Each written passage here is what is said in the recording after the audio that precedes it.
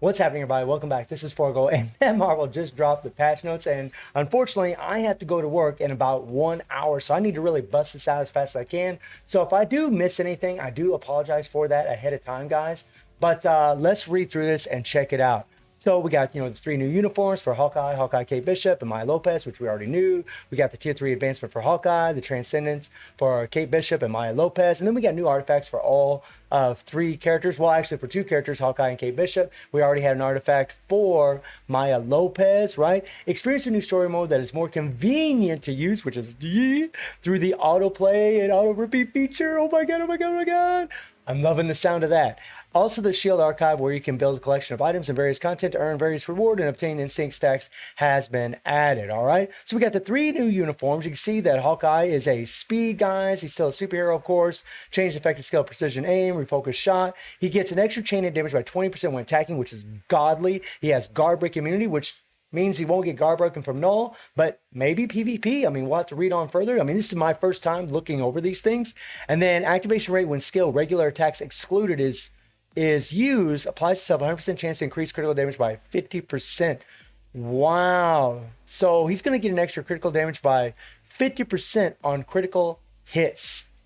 That is crazy on 10-second cooldown. So he's going to hit pretty hard at times for sure. And then he's got a passive, gives him ignore target dodge rate by 40%, which is fitting for this character. He has guaranteed critical rate, which kind of signifies rage, but we'll see. And then he has a 50% chance to penetrate with super armor, barrier, shield, all damage immune, invincible effect. So I'm seeing some PvP aspects in his kit, but the way he looked like he played from the live stream that we saw earlier, it looked like he could actually be good with a prop. So we'll have to wait and see how that goes. And then he also gets another critical damage increase. I mean, yeah, it's looking like, it's easy to stack up, put a rage on. The increased guaranteed dodge is going to help his survivability. And then, nothing big here. He's got paralysis, which is nice, right, for regular world boss. And the third skill does give him a nice heal, which we saw, a 50% attack buff, which is godly. That is just a huge attack buff. Ignore iframe. So he's looking a lot like a PvP character. He really is. You're seeing ignore iframe. You're seeing penetration in his kit. And then he has his fourth skill, and he has a damage proc on it, which is nice, 80% for one attack. That's pretty cool. It's going to be interesting to see if we can carry this damage proc over into another skill, which I think we can, but we'll have to wait and see how it plays out. And then we have all defense down that goes up to 50%. We got invincibility. He's got another 50% attack buff, guys. He's got 100% attack buff. No damage accumulation though so far, nothing at all, which is that's not a good sign. So it might be just mainly for PvP. We'll see. Kate Bishop, she gets an increase in chain hit damage, which is awesome, right? This is gonna be a huge makeover for her. She has penetrate everything, 55% chance to penetrate everything, which is really nice. Speed superhero. She has ignore target dodge rate by 35% and a decreased basic damage received by 25%, making her a little tanky. That's nice. We got a critical damage buff on her. Looking pretty nice so far. We got burn damage. She has damage accumulation. It's only 0.8%. Hopefully this goes up. But 0.8% isn't bad, but usually meta characters have a higher accumulation than this, like the 1.1, 1.2, 1.5%, somewhere in there. But we'll have to wait and see how it plays out. It looked like she does an insane amount of hits. So with that chain hit damage and just, this 0.8% accumulation, it might be godly. And you never know, this might scale up. And then her fourth skill gives her an attack buff by 35%, crit rate buff by 20%. Wow. Okay. 100% chance to become immunity for 5 seconds. She's got 3-second invincibility. That invincibility is a little shy, so she could get guard broken quite easy, like say against Null. And by the way, guys, both these characters are speed, so Mephisto, right? We'll see. They'd have the type advantage against Mephisto, and so would Maya Lopez, who is a superhero. We thought she was going to be a super villain, but she's actually called a superhero, which is kind of weird considering what we read in the patch notes earlier, but okay, it is what it is. We got dodge rate increased by 20%, decreased basic damage received by 25%. She has an increased all basic attack by 60% that only applies to speed types. Godly leadership, amazing leadership. And check this out, guys. Applies to speed types, removes all debuffs. So you might be looking at one hell of a PvP team with her and Hawkeye on the team, right? Giving Hawkeye this leadership and this remove all debuff, that's nice. The increase all basic defenses by 60%. It's pretty nice, guys. It's a hell of a leadership. I got to say, it's pretty nutty leadership. Remove all debuff is actually really good in PvE as well. And then we have the passive, which decreases chain hit damage by 20% when attacked. making her have a little bit, giving her a little bit more survivability and giving her the other speed types a little bit more survivability, and then increased target dodge rate. So she's definitely looking like a hell of a support as far as her leadership and her passive here. This is actually pretty nice. Applies a self increased guaranteed dodge by 35%, 33% chance to penetrate everything. Her third skill gives her a heal, and then she has a 1.5% accumulation, which is godly. That is an insane accumulation. That alone would make me think that she's probably going to be the strongest character of them when it comes to PvE. And then her fourth skill gives her a nice heal, immunity. She has a huge damage proc by 100% on top of that huge accumulation. Wow, Maya's looking pretty damn sick. And then she's got a 5-second invincibility, and she's got a 40% increased attack buff. Yeah. And then the tier 3 advancement for Hawkeye. I mean, he's got a lot going on, guys. He's got all defense down, goes up to 70%. He has accumulation.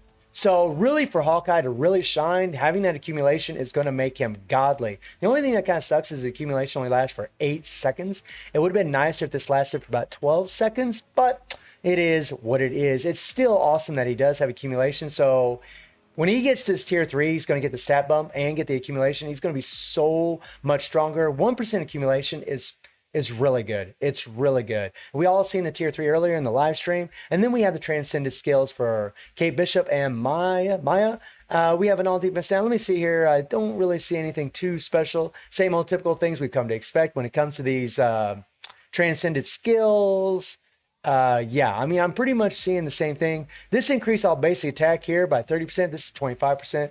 I mean, they're pretty similar, right? There's not a huge difference. We got ignore target dodge rate here by 70%. But Kate, does she have ignore target dodge rate? Yeah, she's got by 70% too. Pretty similar, guys. And then you guys can look at the transcendent skills right here. And then we have the story stage, autoplay, and auto repeat feature. Quality of life change, my friends. This is godly for all of us. This is godly. Story stage, autoplay, and auto repeat feature. The following feature have been added. Oh my God, autoplay. And I'm just loving it. Guys, I'm just so happy to see this.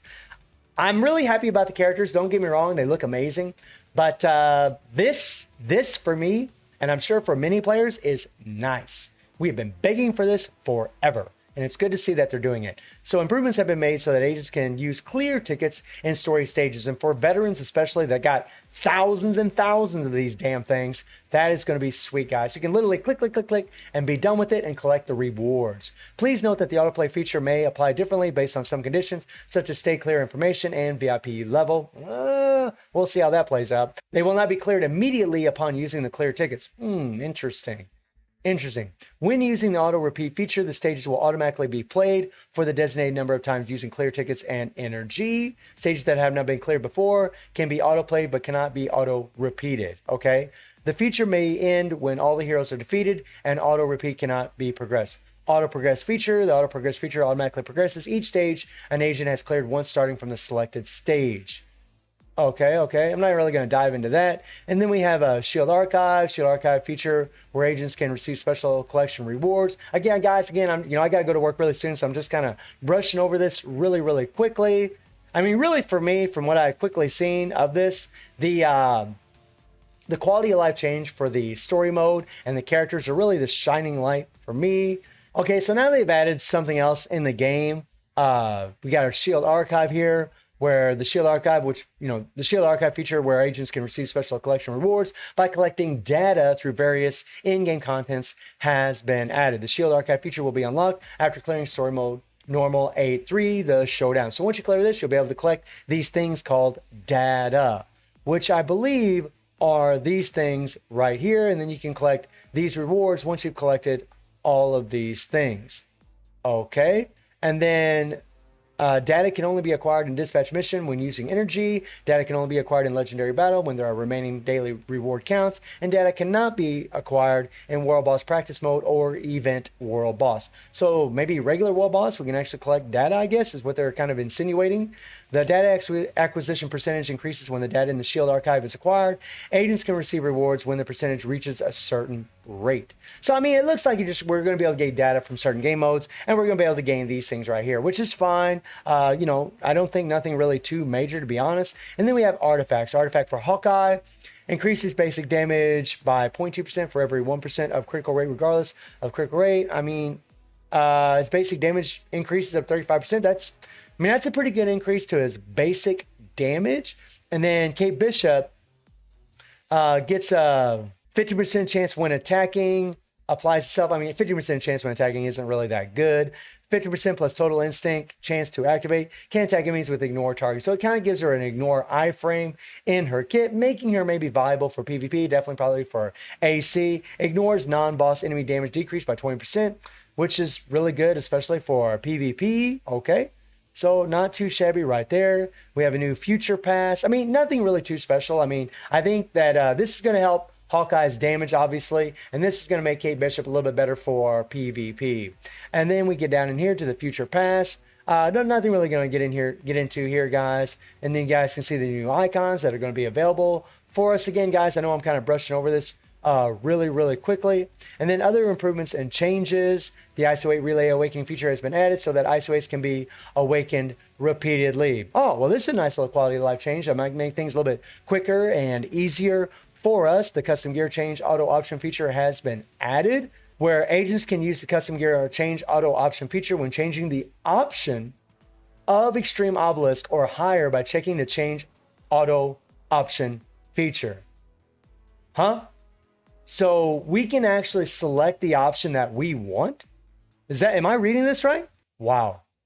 Select the custom gear option that you want, and the option will be changed automatically using possessed materials until all select options are achieved. Holy crap, we can select the options that we want on our obelisk, and they're even showing a CTP here, guys.